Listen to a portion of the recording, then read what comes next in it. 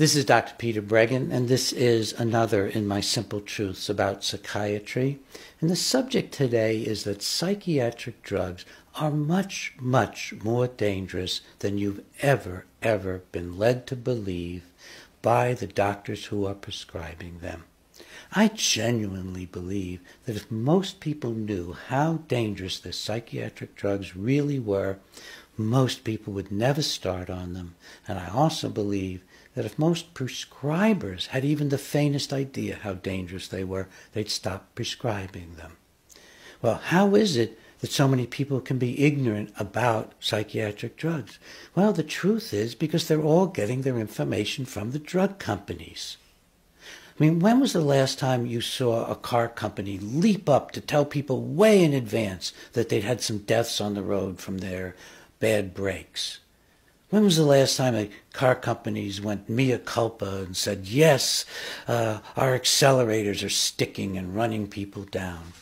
Well, I can tell you the drug companies are even worse. They go to all kinds of extremes to avoid letting you know and letting your doctor know how dangerous the drugs are. I know this because I've been a medical expert in dozens of lawsuits against drug companies. I've looked inside drug companies and seen what they're really doing.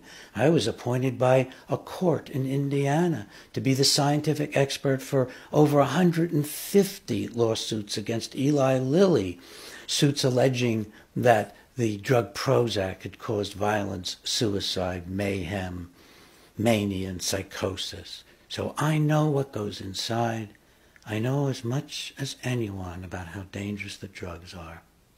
So let me just give you a little brief outline of material you can find in the first half of my book, Psychiatric Drug Withdrawal.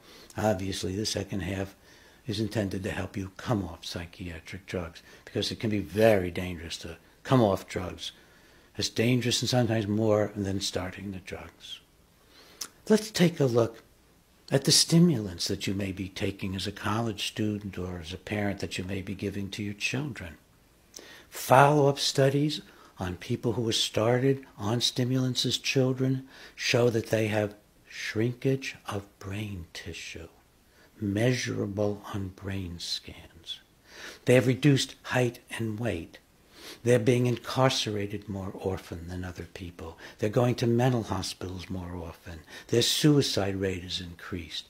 Every single one of these facts documented by follow-up studies of what happens to you if you get started on stimulants.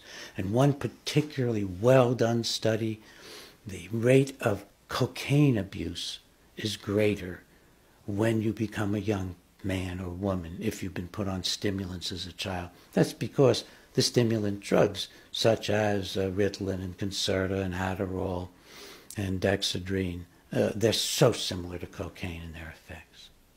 All right, let's look at another group, the sedative, sleeping pills that you're taking, like Sonata and Ambien, any one of the prescription sedatives used for sleep. We now got 2 or more good studies showing they shorten lifespan. You can Google them. You can Google practically anything I'm telling you, but you'll get more accurate and direct data from psychiatric drug withdrawal.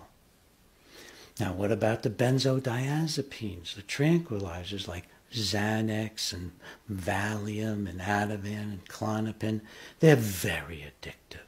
You know that people taking Xanax in controlled clinical trials, after a mere 6 weeks, a large percentage can't get off. After a mere 6 weeks, they become addicts to Xanax. Great for the drug business, great for your psychiatrist or prescriber who just wants to write prescriptions. Terrible for you. These drugs now, several studies show, like Xanax and Ativan, they're causing shrinkage of the brain too. Coming off them can be an absolute horror story. It can be harder to get off those drugs than to get off opiates. They leave people who try to come off of them with horrendous insomnia, horrendous anxiety, aches and pains in their body, such pain in their feet that they can't stand up, that it's just too much pain, weird feelings throughout their body, and then The realization as they come off that their minds aren't working as well, that they have memory loss for the past and have more trouble learning. Now, I know this is hard. You know, it's hard for me to even talk about it, but it's really time to face up to just how dangerous these drugs are. So we've looked at the stimulants and the sleeping pills and the benzos.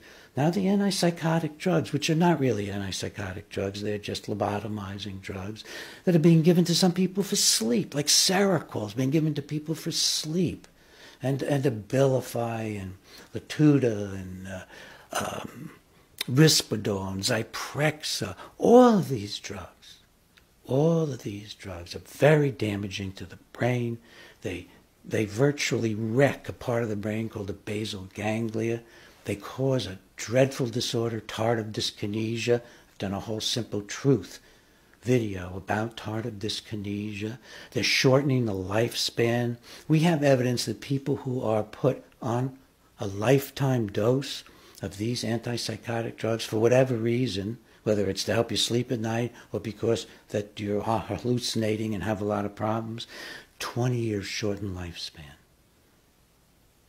And we know some of the ways the lifespan's being shortened, because especially these newer antipsychotics, so-called second generation or atypical antipsychotics, they're even worse than the older ones in causing a metabolic syndrome.